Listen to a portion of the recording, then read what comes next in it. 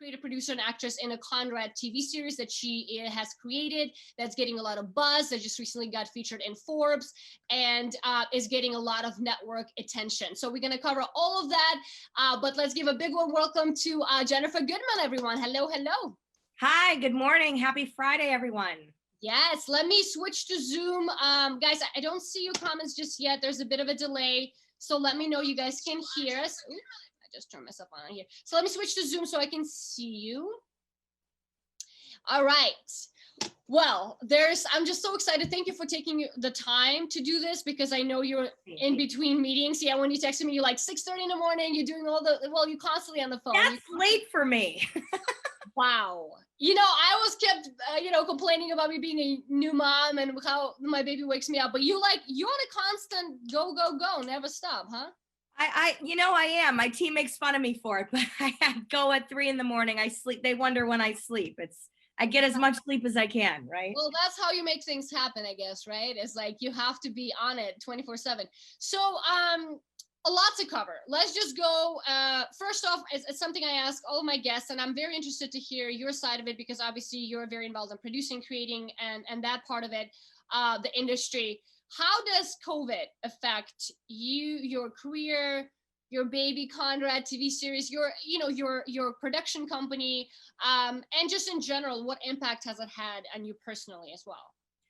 Yeah, I think that for the most part, I think everyone can say that it's been traumatizing for everyone. I think that there has been a lot of heartbreak, a lot of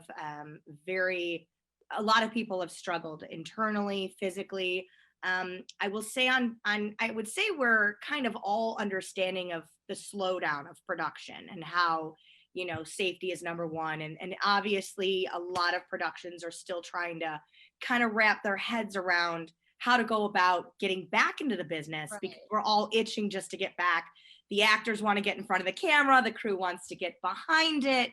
I think a lot of people can probably say development and working on post or working with your team and collaboration has probably taken the forefront over the past few months. I know for our team, for our team specifically, we've had a lot of movement with our project. We were very lucky that our project was completed and we premiered it in February for our cast and crew and industry. So the next phases of where our production was not in front of the camera, but was all behind. So all of the work that we are working on is more on future and meetings. And so for us, it's actually trying to find that silver lining in this very trying and challenging time for so many, has kind of been what has kept us moving forward. So we have been working on our pitch. We finished in the time of COVID. We worked on our show Bible over Zoom, working in Adobe Photoshop, creating the pages and the templates, getting on 4 to 5 hour calls on a 4-day week just to kind of break down the episodes and what we see on each season and character breakdowns so that we can have our package together for our pitch. Mm-hmm.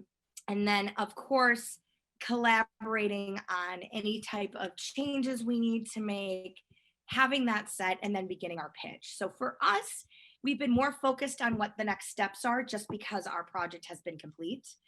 But I can't imagine how it must be for some of the other projects that were in the middle of a shoot and having to just hold. I know Harry explained that with the Blacklist. Yeah, well, yeah, I love that show. We're going to get into that for sure. Yes. We all do. So it's good that in a way it worked out that you got to actually, I guess people have more time on their hands, or they're all stuck at home to be on the phone or hearing your pitches or your ideas. And in a way that sort of, opened some doors, maybe possibly. I know you've mentioned that you were utilizing this time to taking a bunch of classes, webinars. Can you tell us a little bit about that? And we'll expand on it later too. Yeah, absolutely. So there's definitely a lot more opportunity to connect with individuals I would have never normally connect with. Yes. I will say, and I'm going to give her a shout out. I don't know if she's with us today, but on this webinar, Leslie Linka Glatter has absolutely been someone who I've admired. Her work is incredible, everything she does with Homeland.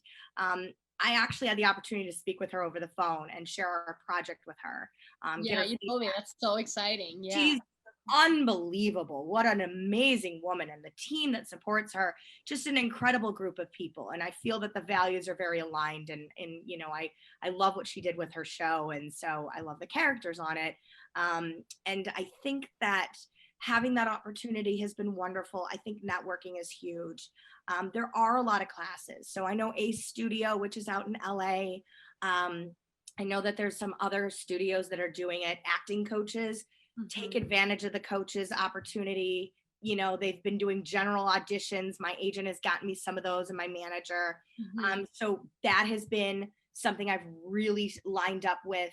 And Variety has done a lot of interviews as well, with their producing staff or with their executives that have given us a lot of insight and intel to what's really happening in the industry. So staying on top of the knowledge so that we can be we can actually have the knowledge when we speak with them. There's a modicum of truth that, you know, the revealing is happening in these communications with people, and people are vulnerable. And that vulnerability is an opportunity to connect, because we're all there. Great. Variety. You know, I have to look into this. When you mentioned that, I'm like, why didn't I, you know, that's a perfect, again, but you're right. This is a perfect time to be educating yourself, learning, building relationships. There's no excuse to be sitting on your butt and be thinking, well, everything had stopped, right?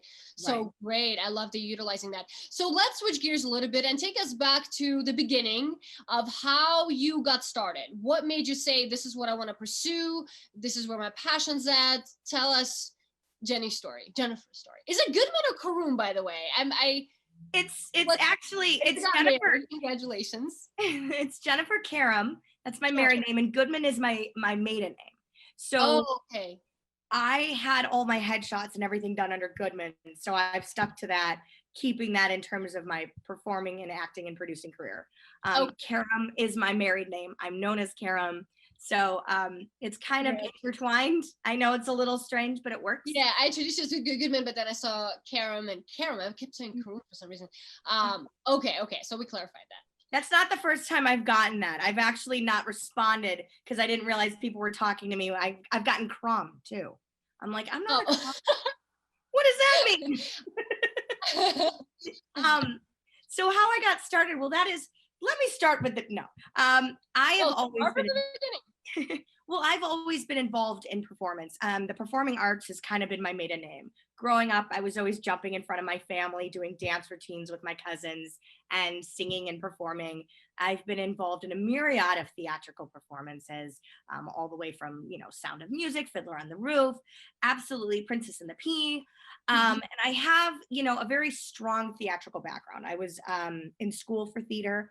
And when I graduated, I was kind of, I don't know if anyone can attest to this, but I was kind of pushed more into following what, the money's at, and knowing you have an income and not risking do you have it, do you not? And I worked in sales for about 13 years and did very well. I learned a lot about cold calling and networking, and I've dealt with a lot of rejection, and unbeknownst to many, I was diagnosed on the autism spectrum to many years ago. In fact, when they didn't know that there was a spectrum, it was actually just autism. And for me, a lot of the nuances and certain behaviors that were kind of innate and things that most people acquire or they just know, I had to learn. So I had early intervention, which was a very important aspect of my life. And in having that, a lot of the setbacks for me were me succeeding. Is she going to do okay? I mean, there were, relationships and behaviors that I struggled with, being that my ability to always understand someone else's perspective wasn't always there. And having kind of my one mind, this is how I'm going to do it versus, well, wait a minute, there's other ways to do things, wasn't always easy for me. And it's still actually not. And I've grown a lot, but it is something that requires someone to understand a little bit more when working with me, just because I require a lot of communication and more transparency than maybe some other people might. So growing up, sales was a very easy position for me to be in because it's either the person wants to buy or they don't. Yeah. And the goal is to get them to buy. So I have what I call my mother's chutzpah, my grandfather's chutzpah and energy that has been my driving force. I don't drink coffee. I don't like the taste of coffee. And I would say that my blood is made of Java because I have so much energy. People don't know what to do with it. But it's been to my the way that I've been able to channel it. So wait a minute, you wake up at 3:30 sometimes and you don't drink coffee. Do you guys hear that? That's wow. No, it's funny. My brain keeps going. So I can go to sleep and I'll wake up at 3 and I'll be like, oh my God, I have to email to see if we're going to get this person on set. Do we know who's going to make sure that the food is going to arrive? It's like, these things can be taken care of at 10 o'clock, Jenny. No. I got to do it now. Wait, I told you on the phone, I think in a sense, like, well, obsessiveness in a sense is a good thing. Everyone that succeeded had major success in life. I think always were, if you hear the interviews and everything, were a bit of obsessed about their, whether it's a career. So I think that's what drives you. I think that's what's going to help you in a sense. Well, it's funny you say that. So part of where I am on the spectrum is I'm very focused. I have to fix things. I have to make it better. I have to always make sure everyone's happy. Like I'm a big pleaser. And sometimes I don't realize I'm pleasing one person and the other person. And I'm like, and in sales, you always are trying to get the higher number. You've got the manager who's like, what have you done for me lately? So it's this constant. And that was very hard for me. I'll tell you, I love the relationship aspect. I loved picking up the phone. I don't know you, but I'm going to call you anyway. What do I have to lose? I've dealt with rejection in theater. To me, it was something that gave me drive to keep going. And getting that no just makes me more excited to get the yes. That's awesome. And so for me, it's just like that song, I get knocked down again, but I get up again. It was kind of like, you never can keep me down. That was kind of my mantra. And so sales actually was hard for me only because of the pressure. And so I had realized what was really missing in my life. And I was actually meeting with a therapist. We have no shame here. And no, that's great. One of the things that was really brought to my attention is, who are you living your life for? Are you living for your approval of your family? Are you living for what society expects? What do you, what drives you? What makes you happy? And I'm like, well, I miss performing. I miss acting. Well, why aren't you acting? Because that's not the moneymaker. So, and there was such a unique interest that I had in these empowered characters, these female characters like Elizabeth Keene on The Blacklist, Carrie Matheson on Homeland, Jessica Jones, just these characters that were very strong-willed and didn't let anything knock them down. And I thought to myself, man, I would love to do something like that. And it wasn't until that evening, which is even crazy, it was almost like kismet. And I kind of relate to the story that Leslie tells about the coffee shop that she went into, because she talks about how she was in Japan. She had 2 coffee shops. She went into one and met this man who encouraged her and talked to her about filmmaking, which kind of happened with me. I was encouraged to really take into consideration that I'm in my 30s. If that's what I want to do, don't let anyone tell you you can't. It's your life. I went home. I immediately got on Facebook just to kind of do my nightly thing with my husband. Top of my news feeds, Larry Biella. Thank you, Larry. Had a post that he shared. He shared a guy by the name of Ryan Adkins' post that said that he was looking for that badass female detective to interrogate a female or a male suspect. And I went, wow, usually it's the male interrogating the female. I like this. And I said, you know what? I'm going to send my headshots in. I have them. They haven't been updated in 5 years. Let's just see what happens. And he called me. I got the audition and then I was cast. And I was so over the moon that, that autism intensity that I have. Okay. Well, Ryan didn't know what to do with that. But what he did come to find out is that I have a lot of drive, because I read his script and I asked him, what else he had in the script. And he said, it's just for a little demo reel, short film, nothing big. And I said, really? I've got all these ideas. What if this character does this? And what if her name is this? And he was like, do you write? I'm like, no, but I can try. I used to write scripts when I was a kid. And I think he just kind of thought, okay, all right. And he said, sure, if you want to send me something, go ahead. Well, he didn't know what he was getting himself into, because here we are 4 years later with a show that has over 10,000 followers and a network. And he and I are in the trenches of pitching, and it's just grown exponentially. And he's been my yin to my yang in filmmaking. That's insane. It's so inspiring for people to hear. Sometimes you just need to take control and just trust your gut and take that first step. And like, this is incredible. So this was basically your first acting gig that you turned into this big thing now. No, I've done acting gigs. I did, short films. I had done some stuff in college, but I would say that the first thing at this level, 100%. I'm taking it to an even higher level. I went to 4-year film school in 4 years filming Conrad. I learned all the lessons to how to pay freelancers, how not what to say, how to say. It hasn't been an easy process, but it's definitely grown. We've all grown. And it's truly been empowering, and it's truly been remarkable, the amount of people in the family that we've created. It's like nothing I've ever had, and it's probably the best gift I've ever. Well, even in, I know you're in Chicago. We're both in Chicago, in a Chicago community. I feel like everyone knows Conrad. Everyone knows you. Like, you're just very well known in this. And it's, not to say that it's a huge community, it's a pretty small community, but you've made an impact on the community and a lot of actors that you've engaged. So we're grateful for you and for doing this. But such an interesting story, so different. That's what I love about hearing actors like beginnings, is that there's no one path, there's no one way. So speaking of actually education and training, tell us more about that. What's your advice for actors who are starting out? What type of training? And also for people that want to start creating and producing their own work. You said there's a separate training for that. So what would you recommend? Well, I think they're twofold. Okay. I think if you're wanting to pursue acting and you're wanting to get into film, TV, short films, all of that stuff, don't ever stop doing that. Don't ever give up on that. Don't stop. Be tenacious, because it will happen for you. Whether it happens in a different way. For example, I'm an actress gone producer. I love acting and performing, but I've also really become known as a producer writer. And, you just don't want to give up. You don't want to be the person that says, okay, this isn't working for me. It worked for her. Don't be jealous of other people. Mm-hmm. Don't compare yourself to other people. It is so hard, because I still do it. Huge. But you can't, because your story is your story, and your story is what's going to drive your success. What worked for me is not going to work for him. Maybe it will, but maybe it won't. You don't want to beat yourself up. I would say that, of course, getting involved in short films, creating content is definitely, I think with the way things are changing, creating your own content is huge. I will say that, getting your headshots done, taking classes, I'm always learning. Even the best of the best are still learning, right? You can be some of the strongest, most well-known actors, but they too have more learning to do. Right. I think never stop learning, never stop trying, and staying tenacious, and getting your headshots, taking classes, building your resume, and networking. Great.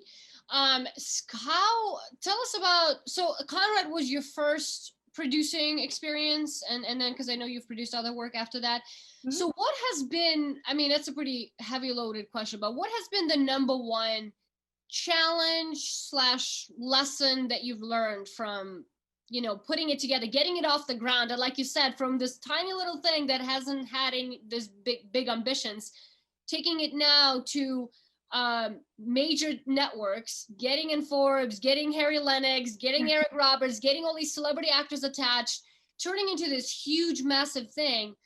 What has been the number one struggle, and what has been the number one lesson that you're taking away from this so far? Great question. I think for me personally, being willing to listen to others, listen to your team. When you build a team of individuals who you trust and who you connect with, and they are honest with you, which is hard for a lot of people to do. Mm-hmm. And they say, this just isn't working. You can only fight it so much, right? For example, there were parts of my script. Again, I went to 4-year school doing this, right? I got a book on how to write. It's called the Writer's Bible. I took classes. I had to train myself. There's formatting. And there was a lot that I needed to look at with how much I put into the pilot, how much story was in there, and how can I expand it in a series versus in one episode. And at first it was very hard for me to listen. I had my ways. I wanted to do it the way I wanted to do it. But what I was doing was I was not giving other people a voice. And I needed to learn that shutting my mouth is far better than talking. And I'm still learning because I said it past, but it's still a problem, but not to where it is. Obviously, I had to take a step back and let other people in. And I think that, having your views and your goals is one thing, but you've got to let other people come in that are wanting to build and create with you. So that was probably one of the biggest things I had to learn. And now that we've done it, I have an incredible team whose voices are so much more important than mine. They always say, put smarter people in the room. You always want smarter people than you in the room so that you can always learn and grow. Great. That's great advice. And I agree that, yeah, you have to be, it's a collaborative, it's a team environment. Even if you're an actor, it's still, when you're on set, you have to listen into the director, producer, showrunner, and you have to be able to take it in and not make it about you, which a lot of actors tend to do. How then do you accumulate the team? How do you build a team? And because it's not like you don't want to trust just anybody that says whatever, right? So how do you find the right people? How big of a team you really need? Because I think, and also, like, when you just started with Conrad, has it been always a goal, like when you got kind of a taste of it, to take it to the series level, network level, or has it slowly built it up? Sure. So there's a couple questions there. So let me break them down.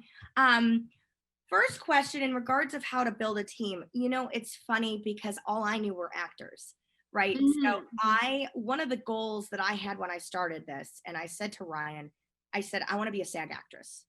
And he's like, well, then we have to submit it to SAG and we have to make it a SAG show. And I was like, oh my God, let's do it. How do we do that? He's like, you're about to give me like 40 pages of work. You do realize that? I was like, I'll help. And he's like, God, she has no idea what she's signing up for.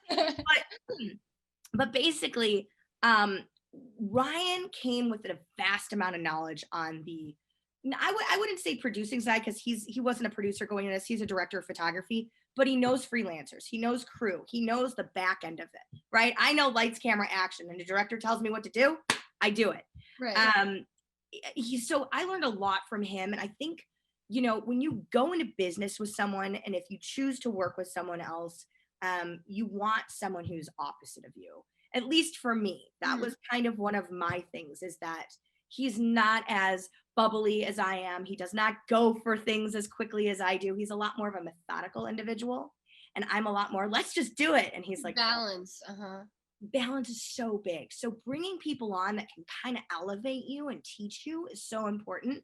So that was kind of how Ryan and I started, was a lot of, him kind of bringing me down from the clouds, me kind of giving him a little energy to, trust yourself, Ryan, you do great work. Get out there and do it all the way. Like the fact that it's taken off, like you need a visionary, and then you need someone who's like, all right, how do we actually make it happen step by step? And we had communicated with some people he knows. We were communicating with other people. And I think what really it boils down to is, I know this sounds crazy, but we would get on the phone with people and you just talk to them and you see if your values align. You see if what they want out of this is the same thing that you want, or it'll be something that's for the team based, right? We have a very strict no asshole policy on our set. Love it. We do not believe in anyone is better. I don't care if I'm a producer. If I see trash on the ground, I'm picking it up, right? I can go pick up my talent. I don't need to run a PA to do it. I have no problem getting the food. You have to be willing and able to do anything and everything to drive the success for everyone, right? You can't come to set and say, well, that's not my job. The minute you say that's not my job, no producer is going to want to work with you, whether or not you are fabulous at your job or not. When you're in a union, there are some rules, right? You're not going to go to a gaffer and tell him to go work crafty. But if there is a room for collaboration and help, I'm a gaffer. It's not my job to grip this. Right. It's like when you're not working on multi-billion-dollar productions where you have every single person for every single position, right? You got to be able to go with the team. And I think that was very important. We did not always have our team at the beginning. We had a lot of people who are very eager to work, and we love giving opportunities for other people, but listening to what they want to do is so important, because I would never want someone on my set. People want to value themselves as well as inside of projects, right? They want to feel like, it's human nature to feel valued. And Right. finding that common ground is so key. And, we had a girl who came on our set. She was a talent PA. And I find it very important as a producer to go meet every single person. I should know everyone's name who works on my set. There is no, hey, you, can you grab that? Can you help with the rails? No, it's, hey, Jim, can we get your help with something? That's awesome. I love it. So you have to treat everyone with respect. Right. And you have to understand that when you can't pay them the rates they deserve, you better feed them, number one. Yeah. But number two, you want to know their goals. We had a talent PA on our set. She was outstanding. Oh my gosh. I was sitting in the chair. It was a day that Harry Lennox was on set. I was sitting in a kind of a corner stairwell with my lines. And she came up to me and she handed me a water. And she's like, can I get you anything else? I'm like, oh my God, no, don't worry about me. Go take care of somebody else. And she's like, well, I just want to make sure you're happy too. I have a feeling that you never get to sit and relax. She's right. I don't. Half the time they're telling me to stop producing and be Kate Conrad. But it really stuck out to me. And I said to her, I said, what is your name? And she told me her name. And, we've got to talking and I asked her, I said, how long have you been doing this? She's like, oh, this is my first time. I'm really excited. And I was like, what do you want to do? And she's like, I would love to be a production coordinator. And I was like, oh, okay, very cool. Couple shoots later, we were at a production meeting, which we always had on Tuesday nights. And I said to the team, we have a production coordinator. And I said to the team, I said, this talent PA, her, is doing such a fabulous job. Has anyone talked to her, met her? Oh yeah, she's great. I go, guys, she told me she wants to be a production coordinator. Why don't we give her the opportunity? And I turned to Christy, who was working as production coordinator. I said, can she shadow you? Can she assist you? Christy's like, oh my God, I would love some support. Absolutely. I called up Eleni. I called her up. I said, we're having a meeting next Tuesday. Would you come to the meeting? And we promoted her. Gave her a little bit more money. I mean, look, we're not made of money here. This is not salary-based positions, unfortunately, but we were able to give her a bump in her, her day rate. Experience for sure. Yeah, and connection. You never know. She did a fabulous job. She worked on all the SAG. She made sure everyone signed in. I mean, she was so great. She uploaded it to our servers for us at the end of the shoot. It was amazing. So we're all about elevating people, all about giving people opportunities, things that you would never have on a big set. Right? Yeah. So you really take care of your people. You consider 100%. Their vision, make sure you guys are all included. And I love what you said about getting on the phone, because it's so rare that people actually get on the phone now. And with you and a few others that actually everyone that I've interviewed so far, just so awesome to hear connect that way, because it's different from just messaging. And I can't even imagine when you producing or creating, you have to have that bounce back and forth and have that relationship and a connection. Really great advice, really great. Thank you for sharing this. Mm-hmm.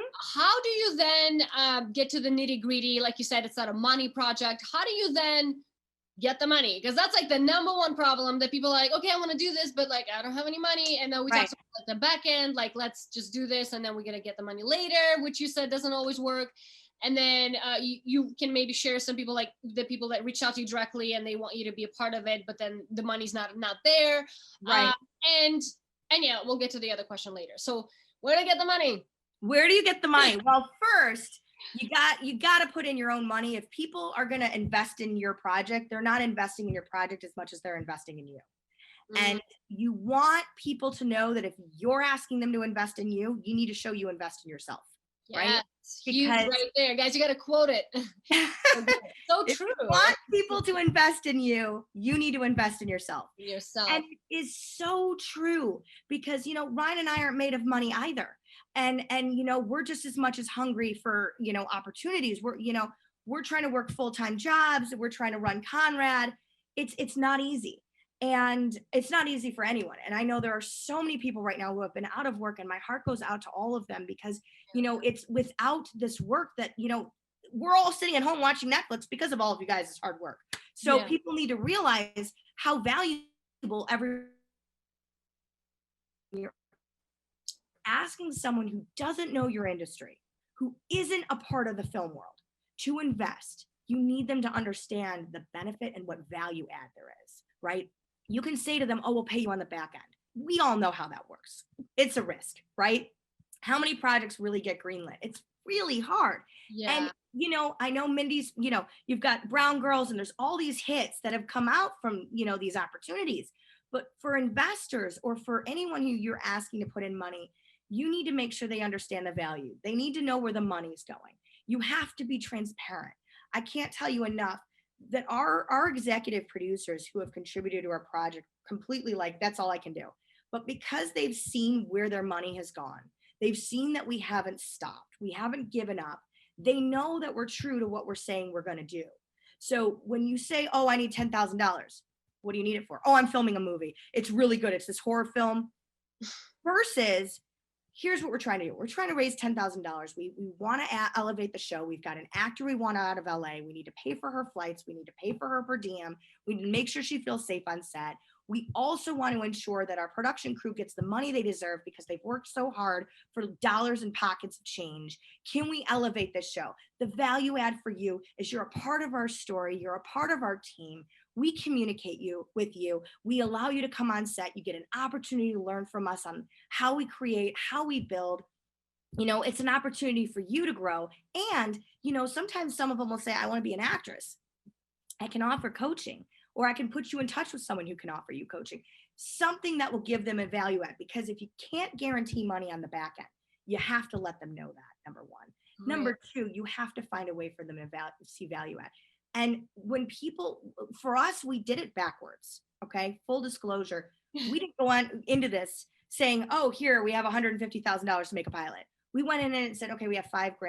We just kept shooting. We kept doing it. We kept saying, we're going to get the money. We're going to get the money. Because the more we created something, the more we were able to use for our fundraising websites. We did do fundraising websites. We did Seed and Spark, which is incredible. We did things online. We did trailers. We did all sorts of ways to promote what we were able to do, but we also put in our own money to show we believe in this as much as you should. Right. People aren't going to believe in something if you can't show you believe in it. Exactly. So that would be kind of my little spiel on that. No, I love that. I hope that's helpful. No, this is huge because you have to invest in it in order to gain attention and for people. And I love how you said, like, they have to have something of value back. Like, you can't be just like, give me and nothing back. So like, figure out, what is it that they're looking for? Because typically, people that want to invest, they want, not a lot of them want necessarily money back or get the money out of it. It's just more so like being a part of it, a part of creation, or being on set, or like you said, like being, as an actor or whoever.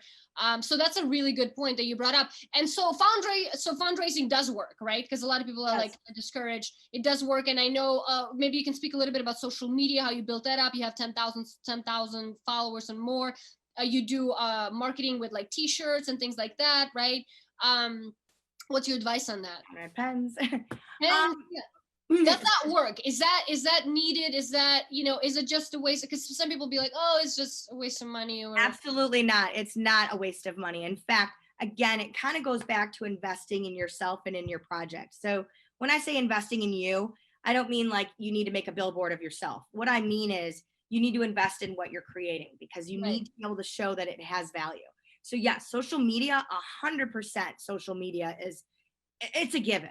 I would say that I was very blessed to have people like John White, Ryan, individuals who really know how to kind of create. I'm not a graphics person. I don't say I'm a graphics person. You want to talk about my weaknesses? I am terrible with visuals. I'm like, oh, we should, visual story in my head. Yes, I'm great at that. But like, how do I use Adobe? Like, I don't get this layer thing. I'll say to Ryan, it's been 6 hours. Are we like, what are we doing? And he's like, oh my God, Jenny, you have no idea how long this stuff takes. The work of a producer, right? Pushy.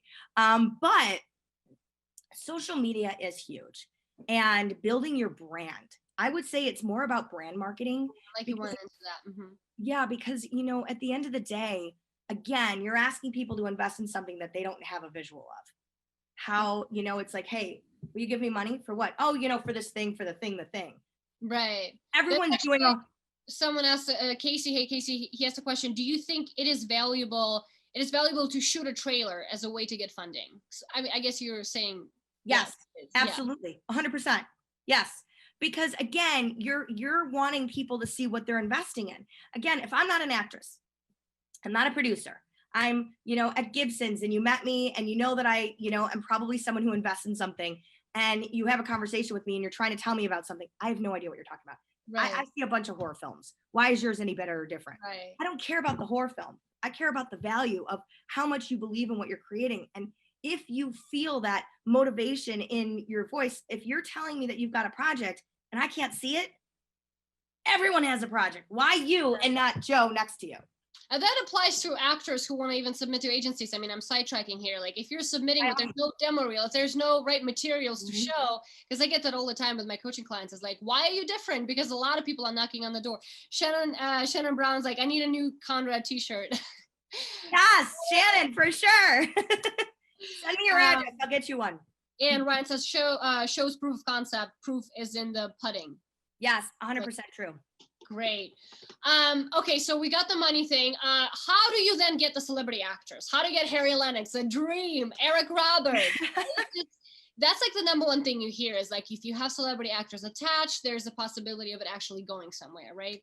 Especially if we're talking about network television. So how do you get those brilliant actors? Well, I will bring that. For me, it goes back to my sales. I'm a very genuine, I kind of wear my heart on my sleeve a little too much. You are, yeah, you truly are. And that's what when we say sales, I think a lot of people think of it like it's like the salesy pitch. I know, I hate that. And that's the problem I always run into is how do I explain this energy that no one seems to understand about myself? I don't even know how to passion. Is it when you're passionate? There you go.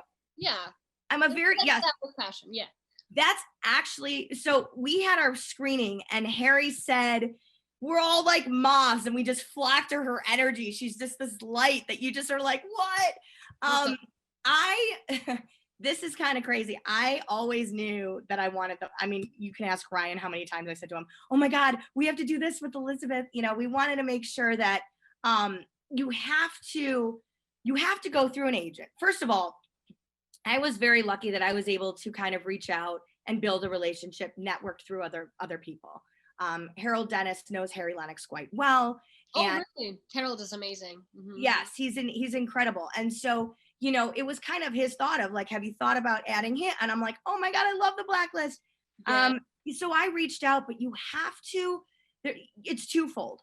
Can you reach out directly? Yeah. If you have a connection or if you're on Facebook and you've added them, they've accepted you and you want to reach out and do your thing, by all means. But once that happens, there is a protocol. You got to go through their agent. So I made the connection. I reached out to Harry. He had not said anything for about 7 months. It's determination, by the way, because I've reached out to a lot of A-list actors. And I've reached out to a lot of producers and directors, especially during COVID. And because everyone's home, people have responded. But with Harry, it was different because I had reached out to him over and over. Hi, Harry, just wanted to let you know I watched The Blacklist tonight. I'm so impressed. I'm Jennifer. I'm a creator in Chicago. Just wanted to introduce myself to you. Trying to make this female forward show. Would love your insight. Look up to you, admire you. All true things. And we did a first screening for our pilot that we filmed back in 2018. And it was very well done, but it needed more. And it hadn't, some actors that were known, but it didn't have the bankable A-list, B-list actors that a network would want or need to see.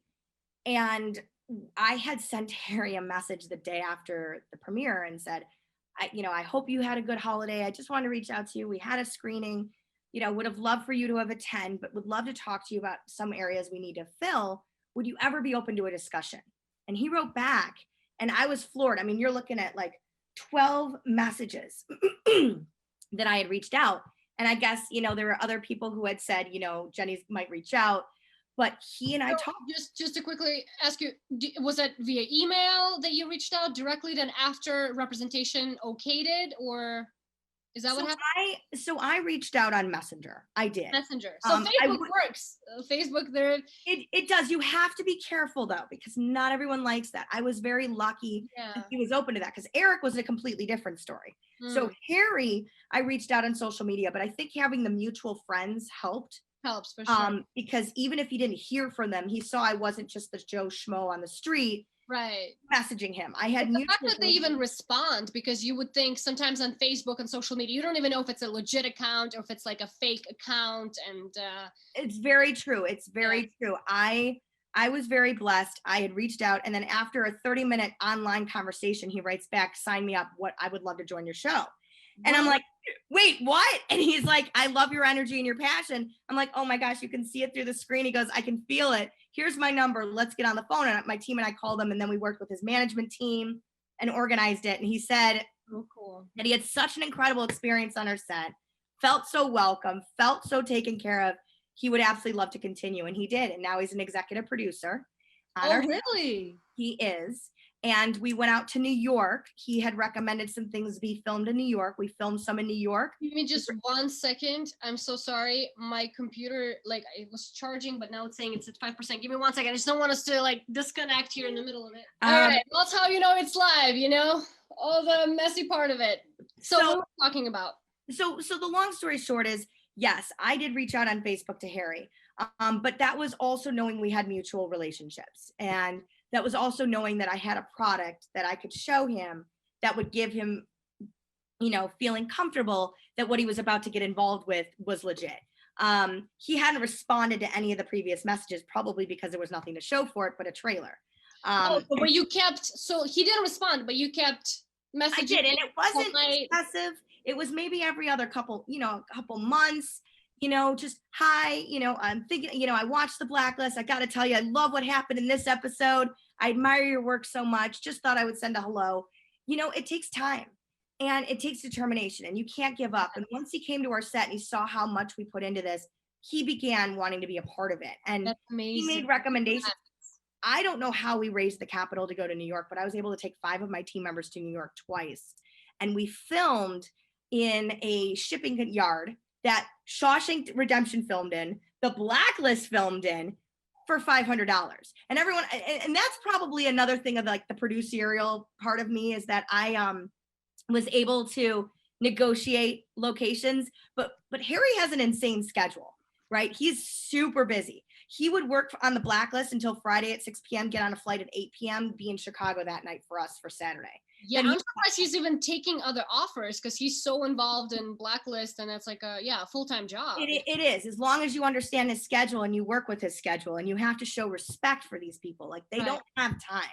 You know, he's doing us a favor. You know, we don't have nearly the budget he needs, right? We're paying for airfare and a flight, and we're taking care of him the way that he needs to be taken care of. But we can't expect him to work around us. It's what works for you for this shoot date. Right. Well, that's another question of, I mean, going back to funding. I mean, it is expensive to bring on celebrity actors. So is this something that you guys fundraised for, or you've negotiated with Henry? You can negotiate with people. I'm not going to speak on behalf of what everyone's negotiations are, of course, but you can absolutely have that conversation with them. Look, they get it. They've been there. They know it. Look, when they're not working, they know they need work. When they are working, they understand what it's like to not have work, or they have an understanding on someone wanting to create. When they see something of individuals who are passionate and determined to bring something to life, he knew we wanted to take this to TV. He knows that our goals are not, you know, to put it on a shelf. Our goals are to create something to change and make an impact. And I think that was inspiring to him, to see that there are so many individuals who are aligned with the values and the ideas for the show. By that point, we have so many people who are invested in it. Now, Eric was different. Eric, I went through his manager. I had to put a whole email together. I had to show trailers and kind of justify where we're at. But the themes of the show were stuff that he aligns with wanting to be a part of. So that worked out for us as well. He's a wonderful actor, an incredible person. Yes. And Harry is such a genuine soul. So it really, truly was remarkable and a treat to work with them both on camera and off camera. So we now are all friends, and it's great. That's really inspiring to hear. The fact that it's first A, possible, B, that you got to keep going. So if you don't hear yes first, you know, right off the bat, it doesn't mean no. And I like how you don't take no for an answer. You just kind of keep going. And that fuels you even more. But also, like, yeah, if they buy into your passion, then obviously money's involved in you negotiating. But if they like you and what you have in mind, then there's a possibility they're ready to negotiate and adjust certain things. So that's really cool to hear. It's sometimes not about the money for them. So you just want to make it's more about the vision and and the team and the people. And the people that's as Eric says, I work with cool peeps. Yeah. Samantha Jane, hey Samantha, how do I get a Conrad series? Not sure what you mean. How do I how do you get into Conrad series, or how do you watch them? Not sure what you mean by that, but maybe you can speak on that briefly. Well, in terms of getting into the show, you know, we are a SAG union, so we hold auditions. We do not, you know, right now we're not casting because we finished our pilot and we are in the process of negotiating with some network studios. Yeah, and that's been something that's been on the forefront. And once the studio or network joins, they have their own vision on who they want. And a lot of the times they'll have auditions. So you'll see things on Breakdown, Actors Access. You'll see things through your agent. Things will be coming through. We've had to make some changes, and so we've been using casting directors for that. Sure, yeah. And then she also asked, how can I get a Conrad T-shirt? Absolutely. If you go to conradseries.com, we do have a place that you can get some swag. We have water bottles, backpacks, T-shirts. It's kind of like a brand. So there's a bunch of exciting items on there. You can also shoot an email to info@conradseries.com. For if you're interested. So. All right, let's get everyone a Conrad T-shirt. Casey's asking, Ryan says it was good chemistry across the board, to simply explain. Yeah, good chemistry. Yeah, chemistry is so important. See how he's already helping me take my words and and putting it into like, yeah, like, but we gotta slow down. Casey's asking, I'm writing a project that I have cast myself in as the lead.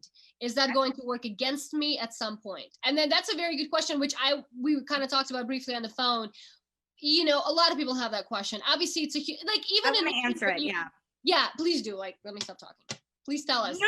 I'm saying that's a great question. I definitely have a great answer for that. So there's nothing wrong with casting yourself as a lead. If your goal is to be on network TV, TV is a lot different than film. First of all, in TV, you have to be understanding that you may not be the lead. In fact, I've had this conversation numerous times. I'm not bankable. I don't have a name in the presence of, Angelina Jolie, right? So, Cameron Diaz and Angelina Jolie want to play Kate Conrad. Well, I might have to understand. You have to be humble. You have to be willing to, you have to accept that you may just be a supporting, but you are the creator. You're the writer. You brought this thing to life. You make sure you don't lose created by or executive producer. And now you've set yourself up to create something else. Now you have the name to do something. I sold a show. I already have a show on TV. I now want to build my career. So, you have to understand that it may or may not work in your favor in the sense of when you pitch it. However, that's not to say it's not possible. And I'm a firm believer that if you build it, they will come. I'm trying. My goal is to keep my cast. My goal is to keep all of us. I've said it since the beginning. Otherwise, to be completely blunt, the show would have sold a couple months ago. We're not looking to just sell it off. We're looking to co-produce it. If you're an actress and you put yourself as a lead, power through that. Go for it. But if you're a lead in every single thing you do, they might raise eyebrows. It becomes vanity, right? You don't want to be the lead of everything you do. Because at that point, it's like if you're creating shows and you're leading everything, the question is she able to work if she's not a lead? Is she work well with others? Do other people get opportunities? And the question is, are you a vanity? I think there's nothing wrong with putting yourself in the lead at all. I think that's empowering. And I think that you should definitely go for it. Just be aware of how things may go if you decide to go the network route or you decide to go that. Now with film, I know that it's less likely that they'll take someone out just because film is already created. It's easier to put it. But I don't know details on film. I don't speak on film because I haven't worked in sales with film at all. You have produced The Nest, right? That was a film, right? Or New Media? The Nest is a short film, and we were on the festival route. So we received festival awards and recognition. I received an award from Studio Daily, and it's incredible to produce a film. But it wasn't a full feature length, so I didn't pitch that show. Excuse me. I always say show. I didn't pitch that film, so I can't speak on how that process works. Right. I know the American film market is a great place to go, but I couldn't tell you how that works. Market, yeah, write it down, guys. I think it's good that you touch based on exactly like what's your priority, like what are your goals, I guess, when you're putting yourself in the lead? Is it to showcase yourself as an actor? Then like Mark McCullough, my previous guest, said, like there are easiest ways to actually get yourself out there than producing, directing, creating, because it's a lot. But if you really love that, right, and then you also happen to be a great actor and you're putting yourself in the lead, then if you're just in love with the baby, your story, then you should be okay with stepping down and maybe taking a smaller role just so that your project takes 100%. And I actually second that, because that's kind of, full disclosure. That's a conversation that I've been having is, what is your bottom line with playing the lead? You're a very, very good actress, but you're not bankable. and our network needs money. And, you know, are you going to be okay being in 3 out of 6 or 9 out of 22? Yes, I am. Is that my goal? No, but you have to be willing to let go to gain. Right. Have to be willing to let go to gain. Right. But at the same time, like we talked about, it was actually my next question is, how do you get network attention? What is it that networks are currently looking for? Yeah. How do you get to that? Well, I will say, so one of the things that it's definitely the social media has helped, definitely reaching out to people. There's a lot of things you have to do as a producer. You have to research what the network's looking for. So the bottom line when you're selling a show is they don't care how great your show is. They don't care that it's got a good story. Yes, content sells and content is king, but at the end of the day, it's show business. The producers need the money. What's going to be the moneymaker? If they have a whole, so for example, they're given a roster. So CBS might need a family drama. That might be the show that they're looking for. So when you write your pitch, and you got to tailor it to family drama, because you got to fix a hole that they have on their roster. You know, you could have this amazing story, this action thrilled, the cars are flipping over, the gunshots are happening. Oh my God, it's great. They're not looking for that. Right? So what's the story about? Oh, well, this father kills his son to sacrifice his son because he knows that his job is good. The guy's going to kill him if he does. Family drama. Go into father relationship with the son. And then all of that is just the icing on the cake. So you have to know your market. You have to know who you're selling to. There's ways to do research, and I do it on a daily basis of what market you're selling it to. What hole are you going to fix? And that's kind of how you start kind of going into that pitch. Does that answer that? I don't know. No, that's great. Exactly. Because sometimes people just like, again, they don't think about those things. Like, how do I fit in? And as an actor also, you have to know the market that you're in. You know, Chicago market is very different from LA market and so forth. This is a really good point. And then would your advice be when you're even creating it in the first place to be targeting a specific network? No. Why? Here's why. You're pigeonholing. You're putting all your eggs in one basket. And then if you don't get it, you've just lost everything you've worked hard for. My whole thing is giving everyone opportunities. You know, my thing is that, look, you're going to fit in somewhere somehow, right? If it's a show, and again, TV, I can't speak on film, but if you're creating a show that is centered on action, thriller packed, you know, exciting things, awesome, do it. Like that's great, because maybe ABC doesn't want it, but maybe FX is looking for that action-packed thrill. You never, ever know. And times are changing. Let me give you an example. We went in this with a crime drama. It's a very procedural hybrid with a serialized kick to it. It's very Law and Order. And it's got, like, you know, your procedural blacklist. It's got the Blacklist Law and Order feel to it. So anyone who's seen it kind of feels the pace with that. Our editor did an outstanding job. But COVID happened. Police brutality happened. Yes. We had to change our market. We had to change our entire branding. We had to go back into our pitch, because what we realized is our show's not going to sell the way it is. Not because anyone did a bad job. Everyone was fantastic. Has nothing to do with anybody. And that's just it. You can't think that because something didn't sell, it's because you did bad. Definitely didn't do bad. The market, no one's taking police dramas right now. They're taking these shows off the air. Legos is removing the police Legos from the Legos. Yeah. We had a meeting with Sony Pictures, and we had a conversation about that, because these things are problems. So one of the things that we're really elevating is the autism aspect of our character and the character arc. So we're changing the boat a little bit. So we're not turning the boat around. We're just steering it in a little direction that aligns more with where society is headed. And we're so thrilled to do it. But you have to be amicable. You have to be flexible. But yes, never say, okay, because just because Amazon wants an action thriller or FX wants an action thriller now, 6 months they might want the family drama that you originally had. Yeah, so don't create, guys. Just create. I love it. But also keep in mind the societal issues and kind of like what your story stands for. So it's not just a story on its own. And I think it's great that you're bringing light on autism disorder. I mean, it's close to home. It's what you're dealing with. And also, speaking of bankable, and something we talked about on the phone, having it to be so personal to you, that's what makes you also right for this to be a lead, right? So it's funny you said that. That's in our pitch. So in our show Bible, we actually, you know, there's a why this, why now, why us section, which is something we have, and why us. We talk about how I parallel with the main character, and how, you know, creating and being on the autism spectrum aligns with our character, and I can bring true, genuine authenticity to the character. So yeah, that is absolutely something that we want to elevate, and we're actually doing that as we speak. And that's something that we're partnering with Autism Speaks. And That's we've been awesome. working with a lot of charities. And that's probably another thing that we've also done is some of our funding that we've received has gone to charity, has gone to Autism Speaks. So beautiful. I love that. So that's really, you know, again, like for people that want to start creating, producing their own work, like tap into your own experiences and what makes you specifically right for the role if you want to put yourself in a lead. I think that's great. Guys, if you have any more specific question on producing and directing and creating, I mean, we've covered a lot of ground. I want to shift gears really quickly and talk about representation. sure.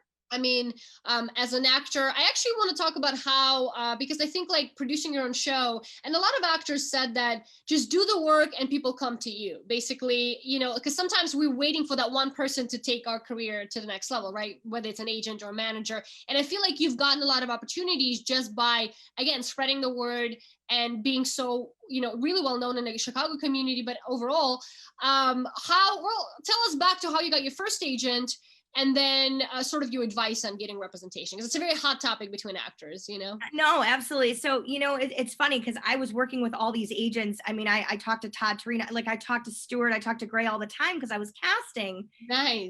I was working with Claire Simon, and we were casting certain roles, and she was offering Really? feedback. They're so fantastic. Everyone's willing to help. And I kept thinking to myself, like, I need one of you to take me. Yeah. But at the end of the day, you know, it's funny because what they saw was the work. And you know, I am so excited that so I'm with Ambassador. I'm very excited. They're lovely. Same. Susan's awesome. Yeah. Oh my gosh. Ed too. Yeah, Eddie too. No, they really are in their best interest for me, and it feels great. I feel important. I feel heard. And you know, I remember when I was talking to Susan originally about some of her talent, I was kind of like, you know, oh, I'd like to be a talent of yours. But you know, I think one of the big things was them seeing my work, them seeing that I'm putting the show together, and me just saying, hey, would you ever, you know, after going through the process, saying, would you ever be open to me submitting my materials to you? I would love an opportunity to work with you. You did a fantastic job when we cast A, B, C, and D to this show. I would love someone like you to cast me. I see how you work. And it's true. You know, like I really learned how these agents work by seeing them work. You know? Wow. So you went backwards. You basically approached them about your show, and you've created a relationship with casting and agents. And then you brought up the fact that you also want to be represented as an actor. That's so inspiring for people to hear. There are different ways. And I think when you're approaching them with work that you've already done, that just brings more credibility to you. And not being afraid to ask a question. That actually takes balls to even. Yeah, no, I had a lot of balls. I love it. I love it. A lot of people said to me, like, you actually asked them that? I'm like, well, what were they going to do? Say no? Okay, fine, I move on. Exactly. See, and that's kind of the thing. You have to put yourself out there. You were just describing how people keep saying they have to come to you. Doesn't always work that way. Yes, it's so great when it does. And if they come to your show and they love you on stage, and you know, referrals are huge in this business, and people seeing your work is absolutely. So you have to also make the effort. People don't just invest in you. Again, it goes back to you and investing in yourself. Right. I mean, you gotta have something to show for it. So it's not just like, hey, come to me and I got nothing. But it's both. It's both, and you're working both very, very well. You're building a relationship. Speaking of branding, a little bit about, well, you spoke how important branding is for your show, but as an actor also, you talked about, because you also have a manager, you talked about how manager and your agent were working together on your materials. Yep. What's the main difference? How did it help your career? And how did you find your brand? What's your advice, on finding that? So an agent will, so basically with my manager, the biggest focus was kind of my brand in terms of what kind of roles I was suited for. Now, because of Conrad, our goal is to put me in a position to play the CIA, the FBI, the detective, you know, somebody with a very fierce personality, you know, and I think that with my agent, you know, my agent submits me to things and she gets involved. But what was great is that we collaborated. When I got my headshots done about 3 months ago, right before COVID, one of the preliminary conversations were, we need the headshots to look like she's Kate Conrad. We need her to. Great shots, by the way. I love your shots. Thank you. But we need, you know, we need to see the mom for the commercial, you know, the commercial auditions, and we need to see the girl next door, and that there's a sense of calamity to you as a character, but also that you have that drive. And so it was interesting because when I was at the studio, my manager was on FaceTime and my manager was on the phone. And yes, and we picked out outfits together for the shoot. She was like, I don't like that one. Tell them to redo it. I don't like what your head's doing. There shouldn't be a weird tilt like that. Wow. Very actively involved. And then when we were Very done, involved. we sent it to my agent and got her picks. And then we all together kind of picked as to which ones were the best. There were a lot of, my thoughts and there were a lot of their thoughts and they're the experts. So, that was a super big thing. Your manager will help you with your brand. I have a website that I have created during COVID, JenniferAGoodman.com. I have my acting side and I have my filmmaker side. Worked with Sarah Clark on kind of perfecting that. She did an outstanding job. Great. But my manager was the one who initiated that. Like, you need a website. You have a reel, you have a headshot. It's all in Actors Access, but you have to put yourself in a position where when you're even sending emails, there's a link to you they can click on. People, I can't even begin to tell you how many people have clicked the link, even if they're not interested in me because they're curious. And they'll say, what's Conrad? I'm like, oh, well, let me tell you about Conrad. So right. Building your brand is so important. So a manager will help you create your brand, and an agent will take your brand and put it out there. This is great. This is great the way you broke it down. And I think a lot of actors, especially in smaller markets like Chicago, were asking whether they need a manager. Obviously, with you having your own show and trying to appeal to networks and so forth, I think it was a really smart move. Do you think there's a certain level an actor should hit or be in a certain position to obtain a manager, or is it something that anyone can, sign with and that would help? Either way. I think, it's about preference. I mean, of course, anyone can have a manager. There's no one way or the wrong way. But I will say that, a manager should really come in when you have received co-star, guest star. You've received credentials in which there's kind of a brand to build to kind of get you marketed out there. Because a manager is still going to submit you as well. It's not just the agent that submits you. The manager will submit you. I think that being that I have my own show, it made more sense because we're trying to put myself and my team out there. And we're trying to create, an idea that Kate is Jenny, Jenny is Kate. We're trying to create that the team that we have built is all surrounding and they all should stay on this. But I think that, it really depends on where you are in your career. I know for me, part of my goals right now are to get more co-star and guest star roles in some of the Chicago shows or some of the other shows. I've been so busy with Conrad, I haven't had time for other things. And I have to show that I can do other things as well. So I think it really depends, but no, do not run around crazy like, oh my God, I don't have a manager, I'm not going to make it in Hollywood. It's not true. It's not true at all. But just know that a manager is going to help shape you and develop you in the way that you might want to be promoted. So true. I love that you're saying this. So speaking of the mindset side of things, because like you said, there's a lot of balancing, trying to balance your career. Well, actually, speaking of having an acting career and also trying to pay bills and survive, what's your advice on what type of jobs were you accepting or not accepting during Conrad and kind of like progression in your acting career? What advice do you have for people that are really struggling to find that balance? One of the things that I feel is so important is to be able to work in other roles. If you're a producer, you should know what a PA does. You should work in crafty. You should work as a PA. You should hang out with the gaffers. You should understand what each and every department does and what things mean. And so for me, I did take up freelance opportunities on top of this. I worked on Empire for a while. I worked on Chicago Med, but as a PA. Right. And I built my credentials because, again, I also networked with some of the producers on Empire.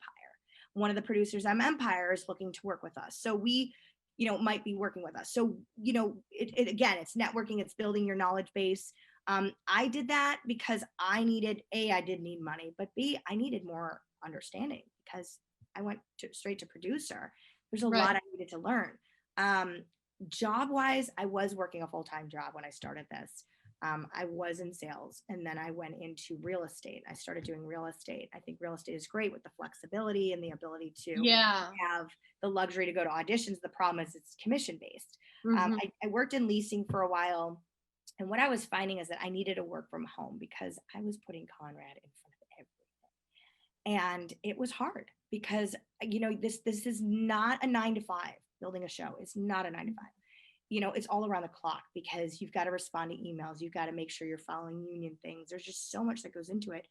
And, even on the coordinating side, that it was hard to keep up with a full-time job. I can't imagine. I mean, even being an actor is a full-time job as far as self-submitting and audition self-tapes and so forth. But on the producing, creating side, I can't even. That's like a whole other job, full-time job on its own. So you're trying to take on 3-4 full-time jobs. Kudos to you. I mean, you're doing an incredible job. Well, I know, and that's very kind. And it hasn't been easy. I've lost jobs, right? So I've had jobs where say, like, are you here or are you on the show? I mean, listen, it's not an easy road. Like, please, this has been a fun road. This has been incredible, but there's been a lot of challenges, and it's a lot of climbing up a sand dune and having to get back up and try again. You have to readjust the show based on, like you said, what's going on in the world, and bringing more actors or name actors, and you have to constantly be open to readjusting and switching and changing things. Well, when you're when you're filming on the weekend and you have one truck, and then you need to figure out who's going to go pick up the truck. Well, the truck isn't available till 4. Okay, well, I'm at work till 5. Okay, so then at 5:30, well, they close at 6. Okay, is there anyone who's available? Or taking time off work, leaving early to go get the truck. There's so much when you're small, but it's really, really inspiring and empowering when you succeed doing that. And once you get picked up by sorry, I interrupt you. When you guys get picked up and all that hard work, it's just gonna be such wow. That's what I think will make the show even more special once it airs, is that you got it off the ground and you work together and you created such a family. So exciting. Love my team. So. Speaking of you're a co-founder of Lakefront Pictures. Super exciting.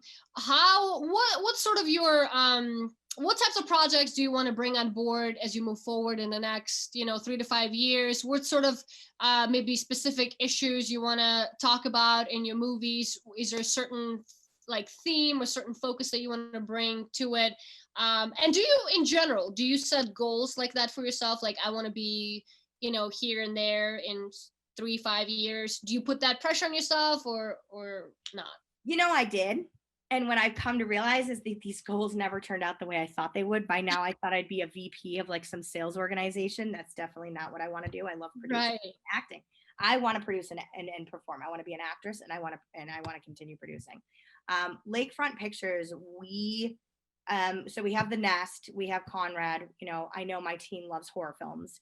I believe that's huge. Yeah, it's a huge market. Horror is great. I got to get used to the Jordan Peele. I mean, brilliant guys, right? But the eyeballs and the gun. So listen, horror is great. I think horror is one of our things. Our genre is more drama. We're not comedy. I think, especially with my DP, with Ryan, his focus is kind of the visual storytelling. He's very connected to Christopher Nolan. He's very connected to Shane Hurlbut and Roger Deakins, and I think that comedy is great. As an actress, that's so much fun, and I love improv. I think that our focus is more horror and more drama is kind of our drive. Love it. But that's okay. I mean, anyone who does anything, it's great. Yeah, I love it. And I've heard, I don't know if that's true, that horror, you can actually make it happen with a smaller budget and kind of make it, actually get a lot of eyes on it and possibly. Absolutely. You making absolutely. Easy and faster. Great, man. We've covered so much ground. There's so much stuff you've shared. I'm so grateful. Great learning experience. People are saying thank you. Thank you. Casey's like, I have to get back to work. Thank you, Jennifer, so much for answering my questions. And Anastasia, thank you for continuing those. So educational, so inspiring. I want to wrap it up by, I guess, ask you a very interview type of question is, what advice would you give yourself back when you were starting out, as an actor, as a person, as a creator? And I guess it would tie into the advice you would give to actors who are starting out in this industry and actors who want to start producing their own work. I've packed a lot into it. I think as an actress, I think, one of the biggest things that I would tell myself is that you can't bank on one thing. You don't want to put all your eggs in one basket, and you don't want to beat yourself up if you don't get something. There's many ways and many opportunities to build your career. You can create your career. You can work on short films. You can work on big films. You can work on, sets that have union crew and millions of dollars. But I think that at the end of the day, you have to trust that if you believe in something and you want to make it happen, the letdowns are just another stump along the way that you have to overcome. Yes. And don't give up. Yes, don't give up. Yeah, you got to be tenacious in this industry. And as a producer, I would say tenacity, 100%. I can't begin to tell you how many nights I've cried. I can't begin to tell you how many nights I said, I can't do Conrad anymore. I'm done. I'm out. I can't handle it. Because it's very trying. There's a lot of trials and tribulations. There's a lot of curveballs that are thrown at you. And when you're a face of something, it's you, and you have to make sure that when you're creating something, when you're building something, you have to know that what you're going into isn't going to be easy, and that's okay. You have to be okay with you have to be okay with not being okay. Right. That's great. But I think what makes you okay with not being okay, I guess, is just really loving it, right? Like truly, like you love it.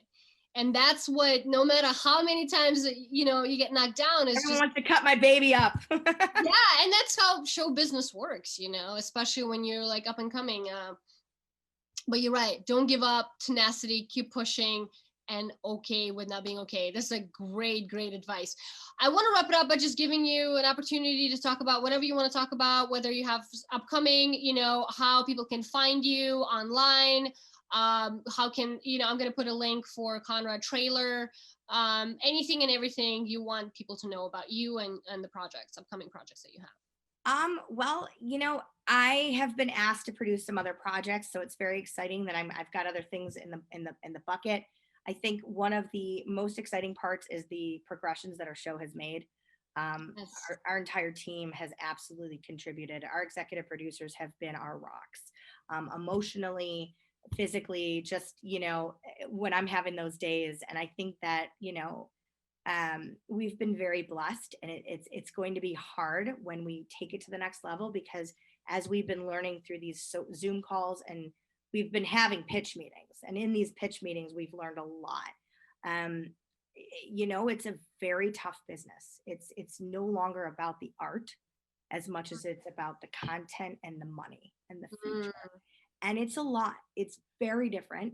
And so, I think for me, it's a learning experience, and I'm kind of treading waters I've never treaded before.